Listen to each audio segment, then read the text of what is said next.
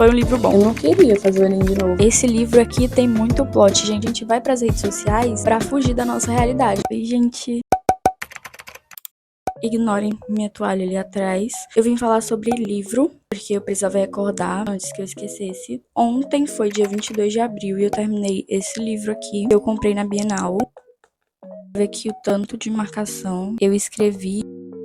Enfim, dos 4 livros que eu comprei na Bienal, esse foi o primeiro que eu li, porque eu tava querendo ler um romance faz um tempo e eu não tinha nenhum romance mesmo aqui em casa. Eu li ele muito rápido, gente. Eu ia ler ele em 3 ou 4 dias, mas aí eu não queria ler ele tão rápido. Acho que eu fiquei uns 2 dias sem ler, não lembro. Enfim, eu terminei em menos de uma semana. Um livro de 320 e poucas páginas, que eu sei que tem gente que termina em um dia, mas eu não me conformo em terminar um livro em um dia, porque é um livro desse, sabe? Tem que entender tudo que eu tô passando ao ler esse livro. E foi R$ 15 na Bienal, foi bem mais barato do que o preço original dele, que eu não sei, mas tipo, eu tenho uma ideia, assim. Só tem uma parte que me deixou meio assim no livro, eu não sei se é um preconceito de K-Popper com K-Popper, o fato do protagonista ser coreano e a prota ser brasileira, mas eu acho que a autora soube até lidar bem, porque você não pode colocar uma pessoa de outra nacionalidade num livro, um personagem, e simplesmente falar coisas que você quer estereotipar.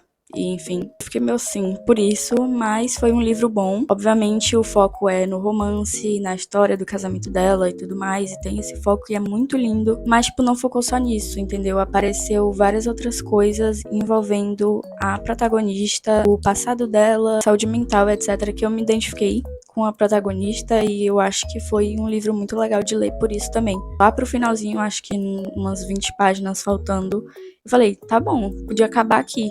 Só que não, teve coisa que me surpreendeu de uma forma boa. A gente conseguiu resolver os conflitos dela todinho. Enfim, foi um livro bom. Enfim, é isso.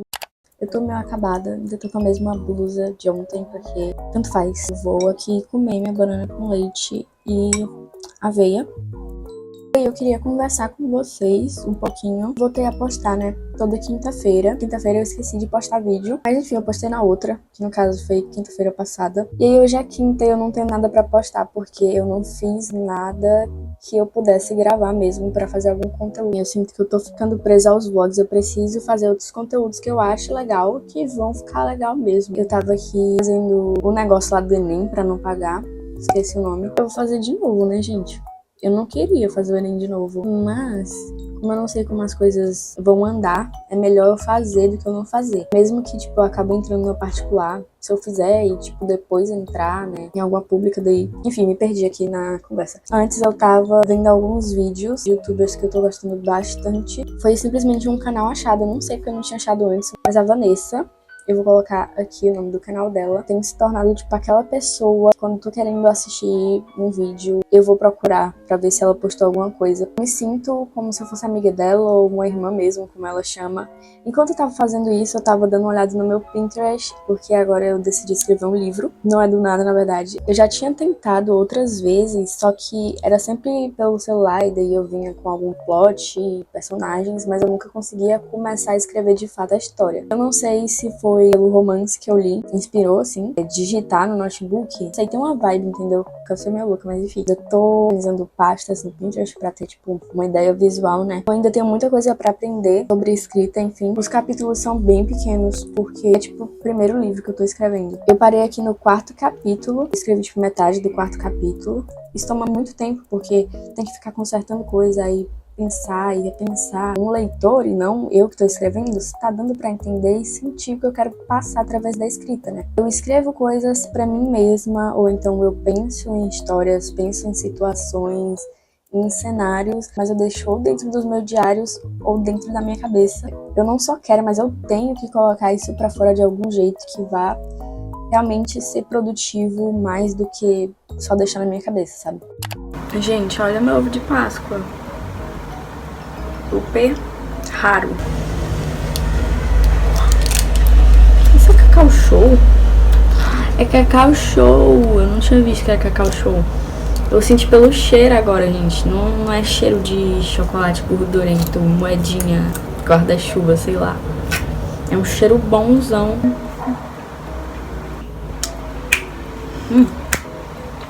So creamy.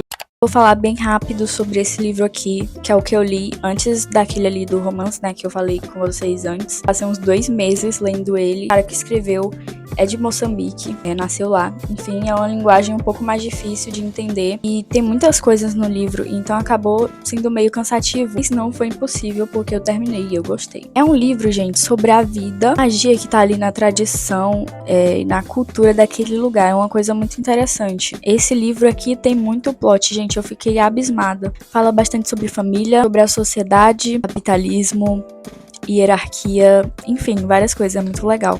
Letic 2. Gente, vocês vão ter que aceitar essa iluminação, entendeu? Guys, fiz um vídeo de tipo 15 minutos, sei lá, falando sobre um negócio que eu vou falar agora, saúde mental, estética, etc, que eu vi no canal da Cami. Não sei de qual país ela é, mas ela fala espanhol. Fiz o vídeo, eu hablei um monte, chega eu suei, entendeu? Meu celular simplesmente não gravou, não entendi o que aconteceu. Meu gato tá miando, pera. Então vou ter que falar de novo, mesmo eu não lembrando metade do que eu falei. O canal da Cami eu acompanhava faz um tempo, porque ela faz vídeos sobre maquiagem, forma de se vestir, a estética dela, etc. E eu acompanhava por causa da maquiagem, né?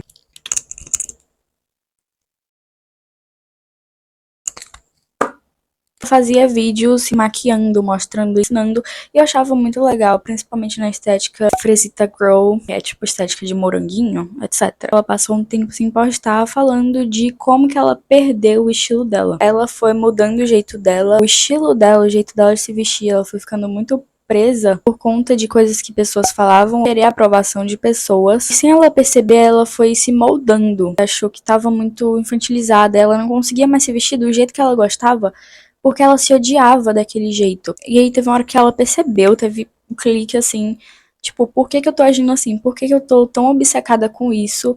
Por que eu tô ficando tão ansiosa por causa de uma coisa assim e por causa de certas pessoas? A forma como ela se mostrava, ela se via para as pessoas, só era a ver com estética, com maquiagem, que tipo, a Cami resumidamente é uma menininha maquiagem coquete, roupas coquete, e ela se resumia aquilo. Todos os dias ela só conseguia pensar em como a maquiagem dela tava, em como a roupa dela tava, e tudo se resumia aquilo, ao visual, ao exterior. Depois que ela percebeu, ela tirou um tempo pra ela mesma em outras formas. Ela começou a fazer coisas pra se distrair e não ficar pensando naquilo o tempo todo. Começou a procurar outras coisas pra fazer, além de coisas que estão ligadas tanto à tecnologia quanto ao visual. Já pensava nisso antes, mas aí eu peguei pensando de novo, o que eu faço no meu dia a dia, tipo hobbies e outras coisas que não tem a ver ou com tecnologia, né, com as telas, ou com maquiagem, ou se vestir, roupas, produtos. E aí eu percebi que só tem 3 coisas que eu faço que não tem a ver com telas, ou maquiagem, ou beleza, ou etc. Que é ler livro, que no caso eu tô fazendo isso mais agora, né? A outra coisa eu já fazia há muito tempo, uma coisa que eu gosto muito, journaling, journal. E journal dá pra fazer várias coisas, né? Dá pra ter como diário, que é uma coisa que eu faço muito, então eu escrevo tudo que eu tô sentindo, tudo que eu tô vendo, pintar, desenhar, fazer colagens. Então são muitas coisas que eu posso fazer enquanto eu tô fazendo o journal. Outra coisa que eu sempre gostei muito desde criança, só que na minha adolescência ali eu parei. Eu sempre gostei muito de fazer exercícios, praticar esportes. Eu voltei agora, eu acho que faz umas 2 semanas, na verdade 3, eu não sei, não lembro.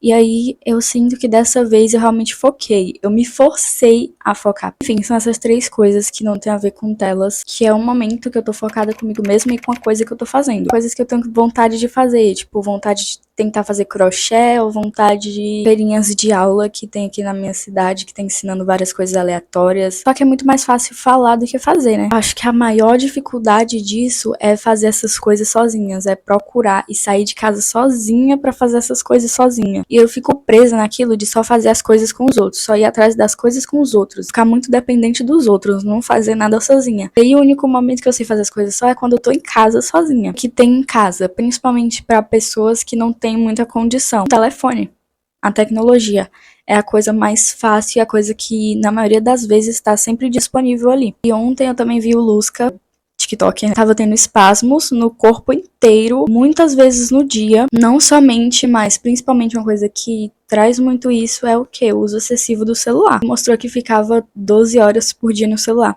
E eu lembrei de mim, porque antigamente o meu horário no celular também era esse. 6 horas, 12 horas. Eu acho que agora diminuiu, tipo, metade, assim, por causa do notebook, então acho que não conta muito, porque metade do tempo que eu ficava no celular, agora eu fico no notebook. Dependendo do que for, traz muita produtividade para várias áreas da minha vida, mas que de qualquer forma eu ainda estou nas telas. E isso traz muita ansiedade, porque, por exemplo, nas redes sociais, eu acho que filmes, séries e outros conteúdos, assim, que não estão necessariamente dentro do TikTok ou Instagram, também podem trazer isso de maneiras diferentes, mas falando especificamente sobre TikTok e Instagram, que é lugares que você vê pessoas que muitas vezes estão em realidade diferente, porque a gente vai para as redes sociais para fugir da nossa realidade, para pessoas para assistir que tem uma condição financeira muito mais elevada que a minha. Pessoas que são ricas e que, tipo, a realidade deles é totalmente diferente. E aí, muitas vezes, a gente entra naquilo e a gente fica obcecado. A gente começa a comparar e a gente começa a ficar ansioso.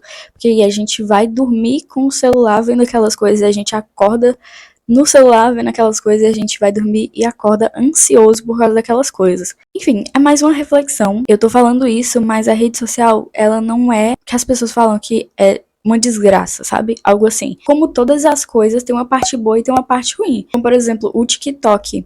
Ele tem conteúdos bons, conteúdos que são produtivos, que te ensinam muita coisa. Por meio da monetização do TikTok, muitas ONGs que ajudam animais ou que ajudam pessoas conseguem um dinheiro muito importante para essas causas por meio do TikTok. É um meio de divulgação que pode ajudar de várias outras formas, não só na monetização, que você pode espalhar muito amor, também pode espalhar muito ódio. Minha voz já tá ficando chata, gente, desculpa. Tem aquela frase, o TikTok é uma terra sem lei, ou as redes sociais, enfim. As pessoas estão ali por trás de um perfil, com aquela sensação de que ela é inalcançável, seja pra postar um vídeo, achando que ninguém vai ver, ou seja, pra comentar no vídeo de alguém achando que ninguém e aquela pessoa mesmo que fez aquele vídeo não vai ver aquele comentário dela. O vídeo que uma pessoa postou pode chegar a muitas pessoas e ela não esperava aquilo. E daí, a maioria das vezes as pessoas vão ver aquele vídeo, não tô nem aí, sabe? Eu vou comentar o que eu quiser, eu vou ser maldosa com aquela pessoa porque ela não vai ver, ou porque se ela ver eu não tô nem aí, porque ela tá lá na casa dela e eu tô aqui na minha, ela não sabe quem sou eu, então não tô nem aí. Coisas que a maioria das pessoas não teriam coragem de dizer pessoalmente, ou com um monte de pessoas olhando elas. Tem gente que sim. Mas a maioria dessas pessoas que comentam essas coisas não. É por isso que a gente tem que ter uma certa consciência e educação quando a gente tá dentro de lugares assim que são públicos. Não é na vida real, tipo, pessoalmente, mas tem pessoas reais ali que podem ver seus vídeos, podem ver seus comentários, e você tem que ter consciência do que você tá falando lá também. E a gente tem que ter a consciência também que tem pessoas sem consciência, tem muita coisa que a gente não pode se deixar afetar. Eu vi no vídeo da Vanessa hoje. Se a pessoa tá falando que aquilo é um problema, mas do que eu falei tá dentro de todas as normas, assim, não foi nenhum crime, nada do tipo. Então aquele problema é daquela pessoa, porque foi ela que criou aquele problema dentro da cabeça dela, não é um problema seu. Você não mudar de opinião, não mudar as coisas que você gosta, não mudar as coisas que você acha que são verdade, porque a maioria das pessoas falou outra coisa. Você tem que se decidir. Porque se você for mudar suas coisas toda vez que alguém fala que é o errado, então o problema tá em você, você tem que consertar isso daí. Porque você tem que ter certeza das suas coisas. Enfim, eu falei mais que deveria, mas eu acho que eu falei tudo que eu precisava falar. Eu espero.